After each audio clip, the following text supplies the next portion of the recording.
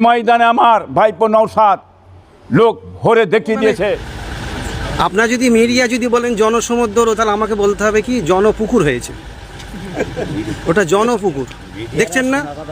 এতদিন যাচ্ছিল আইএসএফ এর যিনি এমএলএ, তিনি যাচ্ছিল এতদিন 21শে জুলাই, এতদিন উনি যাচ্ছিল মঞ্চে। আজকে দেখছেন না আইএসএফ এর যে প্রতিষ্ঠাতা তিনি ছুটছে, তার মানে কি বাজার খারাপ।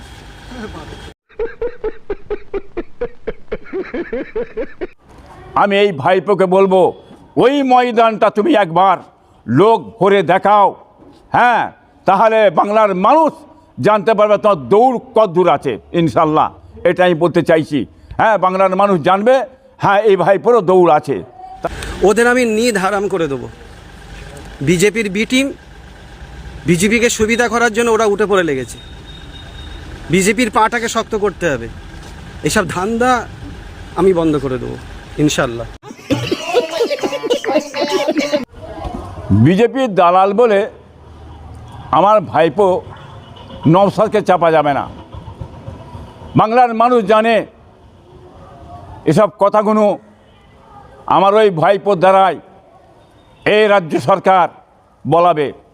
দেখেন, বিজেপির দালাল বলে আমার ভাইপো নওশাদকে চাপা যাবে না। বাংলার মানুষ জানে এসব কথাগুলো আমার ওই ভাইপোর দ্বারাই এই রাজ্য সরকার বলাবে। কাঁটা দিয়ে কাঁটা তুলবে, এর আগেও বলেছি, কিছু খুঁজে পাই না, এই ভাইপোকে নিয়ে এসে কাঁটা দিয়ে কাঁটা তোলো। বাংলার মানুষ আপনারা সাবধান হবেন বলে এসেছি। আরও কিছু কথা বলবে, কিন্তু দেখুন, যে চশমাটা পরে আমার ভাইপো দেখছেন, সেই চশমাটা একটু খুলে ভালটা দেখতে বলুন। হ্যাঁ, আমার ভাইপো নওশাদ আজকে এই ময়দান ভরে ফেলেছে এত লোক। আগামীতে আমি বলবো, এটাই ভাইপো আমার, ওটাই ভাইপো, দুটি আমার ভাইপো, কি বুঝলেন? অতএব ভাইপোদের বিরুদ্ধে আমি বেশি কিছু বলতে চাইছি না। হ্যাঁ, অতএব মানুষের জন্য, দেশের জন্য, কমের জন্য কাজ করুক, অন্যায়ের বিরুদ্ধে বলুক, সত্যটা বলুক, এটা আমি চাই। অতএব আগামীতে ওই আপনার ময়দান, যে ময়দানে আমার ভাইপো নওশাদ লোক ভরে দেখিয়ে দিয়েছে, আমি এই ভাইপোকে বলবো, ওই ময়দানটা তুমি একবার লোক ভরে দেখাও, হ্যাঁ, তাহলে বাংলার মানুষ জানতে পারবে তোমার দৌড় কত দূর আছে। ইনশাল্লাহ এটা আমি বলতে চাইছি। হ্যাঁ, বাংলার মানুষ জানবে, হ্যাঁ, এই ভাইপোরও দৌড় আছে। অসংখ্য, মানে আপনার যদি মিডিয়া যদি বলেন জনসমুদ্র, তাহলে আমাকে বলতে হবে কি জনপুকুর হয়েছে। ওটা জনপুকুর, দেখছেন না?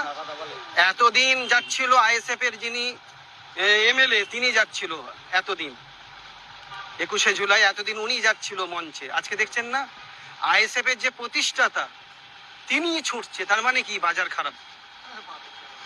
কি গো, বাজার খারাপ বলে এখন আইএসএফ এর প্রতিষ্ঠাতাই ছুটছে, বুঝতে পারছেন না? ওদের আমি নিদ হারাম করে দেবো। বিজেপির বি টিম, বিজেপিকে সুবিধা করার জন্য ওরা উঠে পড়ে লেগেছে। বিজেপির পাটাকে শক্ত করতে হবে। এসব ধান্দা আমি বন্ধ করে দেবো। तेरा बाप यहाँ छोड़कर गया था कि तेरी माँ? তা নাই, বাংলার মানুষ জানবে এ একমাত্র এই যে রাজ্য সরকার, এ চাইছে একমাত্র কাঁটায় কাঁটা তুলবো, এর দ্বারাই দুর্নাম বদনাম করাবো, করিয়ে হ্যাঁ মানুষকে হ্যারাসমেন্ট করে ধোঁকা মারবো।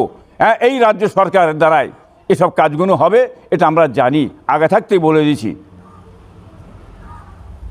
আচ্ছা হুজুর, আপনার যে সাধারণ সম্পাদক যে ভাইপো, তিনি বলছেন যে আইএসএফটা বিজেপির বি টিম, ওরা বিজেপিকে পশ্চিমবাংলায় আনার জন্য তড়িঘড়ি করে লেগেছে। আসল বি টিম টিএমসি না আইএসএফ? বিজেপির একমাত্র বি টিম হচ্ছে, বুঝলেন, আমার এই মমতা ব্যানার্জি সাহেব। আরএসএস বাংলার মানুষ জানেন, তৃণমূলটা হচ্ছে বিজেপির বি টিম, যার নাম দিদি তার নাম মোদি, দুটোই বিজেপি। যতই আপনি লাভালাভি দাবাদাবি করেন, বাংলার সমস্ত মানুষ জানে মমতা হচ্ছে বিজেপি। কি বুঝলেন, বাঁচার কোনো উপায় নেই। আরএসএস উল্টো পাল্টা কথাবার্তা বলে হবে না, বাংলার মানুষ জানেন। হ্যাঁ, অতএব আইএসএফকে বিজেপি যারা বলছে লোকের কাছে হাস্যকর, লোকে হাসছে, কি বুঝলেন, ওই কথায় ইলজাম দিয়ে কোনো দিন আইএসএফকে রোকা যাবে না, এই কথা বলে দিচ্ছি। চক্রান্ত চলছে, বাংলা থেকে মমতার পায়ের তলার মাটি সরে গেছে, মমতার ঘুম হারাম হয়ে গেছে, মমতা ঘুমোতে পারছে না। এখন আগড়ুম বাগড়ুম অনেক কিছু মমতা বলবে, বলছে না, হ্যাঁ আমি এমন খেলা খেলবো তোমরা কেউ ধরতেই পারবে না। উনি বিজেপিকে নিয়ে যে খেলা খেলতে চাইছে, কি বুঝলেন, এটা বাংলার মানুষ বুঝতে পেরে গেছে কি কলে কৌশলে আইএসএফটা এসআইআরটা তৈরি হয়েছে, এটা বাংলার মানুষ জানেন। পুরোপুরি দায়ী, পুরোপুরি দায়ী এই মমতা ব্যানার্জি, পুরোপুরি এই মমতা ব্যানার্জি হচ্ছে বিজেপি। হ্যাঁ, আরএসএস একটা কথা বাদ দিন, হুমায়ুন কবি বলে দিয়েছে, সেও ছিল বহুদিন, সেও হুমায়ুন বলেছে মমতা আরএসএস, অনেকে জানে আরএসএস। তো আরএসএসের নীতি ধ্যান ধারণার একটা আলাদা, সে কখনো বিজেপির বাইরে কোনো কাজ করতে পারবে না, বিজেপির হয়েই মমতাকে কাজ করতে হবে।